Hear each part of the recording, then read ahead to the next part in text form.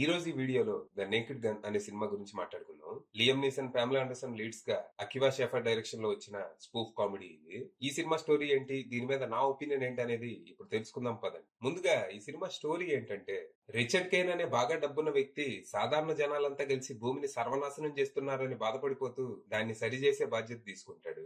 డబ్బున్నోళ్లంతా కలిసి మిగిలిన జనాలను చంపేస్తే భూమి మీద ఉన్న సమస్యలు, కష్టాలు అన్ని తీరిపోతాయని, అప్పుడు డబ్బున్నోళ్లంతా కలిసి ఎంచక్కా ఎంజాయ్ చేస్తూ అన్ని మళ్ళీ ఫ్రెష్ గా స్టార్ట్ చేయొచ్చని ఒక ప్లాన్ సిద్ధం చేస్తాడు. మరి ఈ ప్లాన్ ని పోలీస్ గా పనికిరాని, ఏ పని చేతగాని, తనకున్న తెలివికి అసలు ఎన్నాళ్ళు ఎలా బతుకున్నాడో కూడా అర్థం గాని మన హీరో ఫ్రాంక్ డెబ్రిన్ జూనియర్ ఎలా అడ్డుకున్నాడు అనేదే కథ.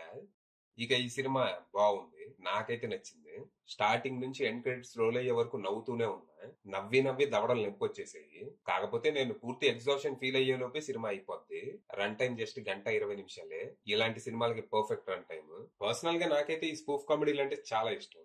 కానీ ఎర్లీ 2000s తర్వాత ఈ సబ్ జానర్ కంప్లీట్ గా డెడ్ అయిపోయింది. But now it's back with back. Spoof కామెడీయే కదా అని ఏదో చిల్లరతో జుట్టేయకుండా భారీ బడ్జెట్ తోనే తెరకెక్కించారు. 80s లో వచ్చిన పోలీస్ స్క్వాడ్ మినీ సిరీస్ గానీ, తర్వాత దీనికి స్పిన్ ఆఫ్ మూవీస్ గా వచ్చిన నేకెడ్ గన్ ట్రియాలజీకి గానీ కల్ట్ క్లాసిక్స్ అనే స్టేటస్ ఉంది. ఫ్రాంక్ డెబ్రిన్ గా లేట్ లెస్లీ నెల్సన్ గారు చెరగని ముద్ర వేశారు.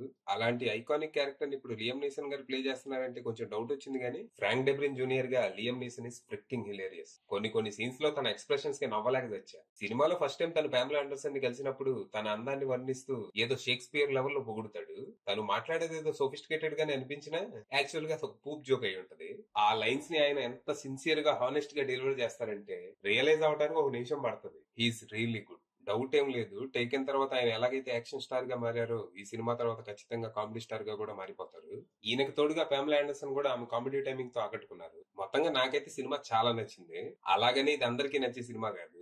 నేను సినిమా చూస్తూ ప్రతి నిమిషం పడి నవ్వుకుంటూ ఎంజాయ్ చేస్తుంటే నా పక్క సీట్ వాడు మాత్రం గమ్మున కూర్చొని అసలు ఏముందనరా ఆడ అంతలా నవ్వుతున్నాం అన్నట్టు చూస్తా ఉన్నాడు నన్ను.